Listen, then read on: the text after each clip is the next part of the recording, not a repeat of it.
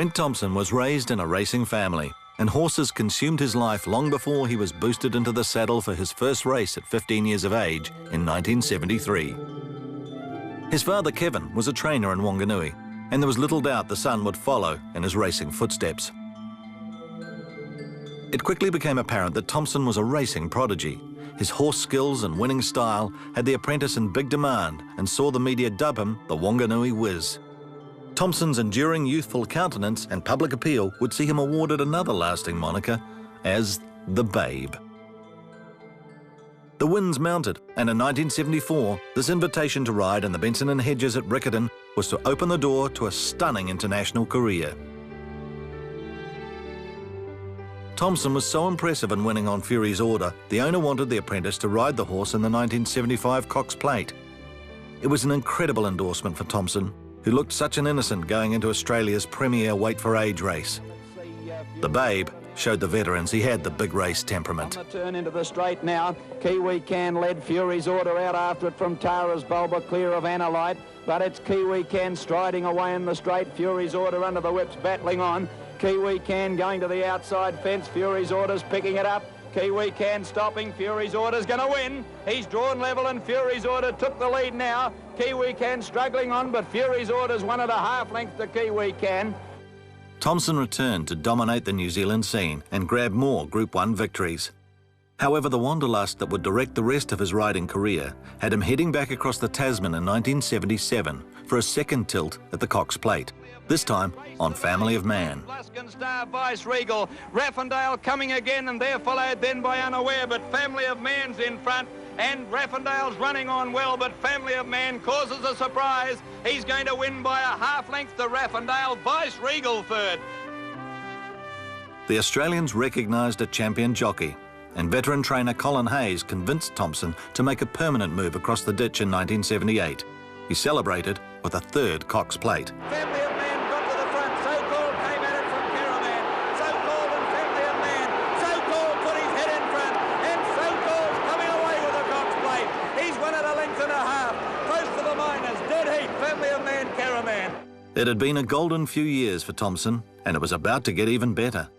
The partnership with one of Australia's leading trainers prospered, and Thomson soon claimed the first of 3 jockey premierships, the first non-Victorian to claim the title. The Babe then teamed up with the mighty Dulcify, and together they won the race that Thomson would regard as a career pinnacle, the 1979 Cox Plate. At the 400, Dulcify shot away 2.5 lengths, imposing. Then Shivery under the whip from Arbor Shane and Gypsy Kingdom. But Dulcify well clear. Brent Thomson going for his 4th Cox Plate, and he's got it. He's home, Dulcify. He's 6 lengths in front of Shivery, and then Arbor Shane imposing, stopping. Dulcify's won by a minute, and that's the way he might win the Melbourne Cup. Dulcify by 6 lengths to Shivery. 4 rides in the Cox Plate for 4 wins, and the first jockey to win 3 years in a row. Thomson had been riding high for so long, the racing gods determined it was time to balance the ledger. Sadly, it came 10 days later in the Melbourne Cup. Dulcify was the favourite, but broke down in front of the huge Flemington crowd and couldn't be saved.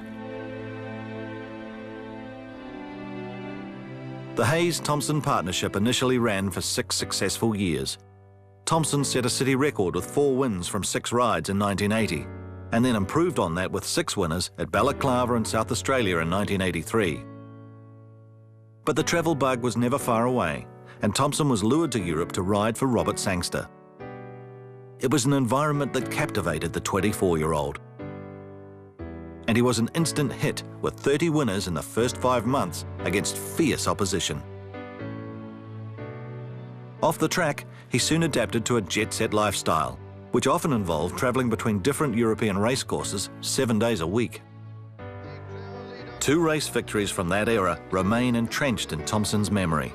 One was the Gold Cup at Royal Ascot for Sangster in 1985, Britain's most prestigious event for stayers.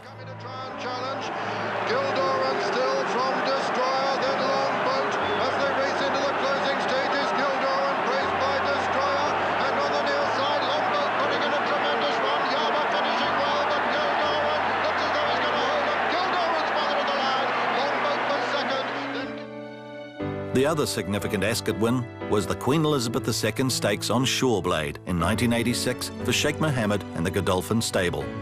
Thomson says it was a race plan that worked to perfection. Successful globetrotter would be an apt description for Thomson's riding career over the next decade and a half. He loved the international travel and the challenge of racing in all environments. Thomson would eventually mount up in 24 countries and kick home more than 2,500 winners before finally calling it a day in Macau in 2000. Thomson rode into Melbourne in the 1970s and wrote himself into the history books with his dominance of the race regarded as the Southern Hemisphere's ultimate test of a thoroughbred. He's now based there, but is still very much a racing traveller at heart. Thomson's work for New Zealand Bloodstock ensures his connection and involvement with racing remains strong.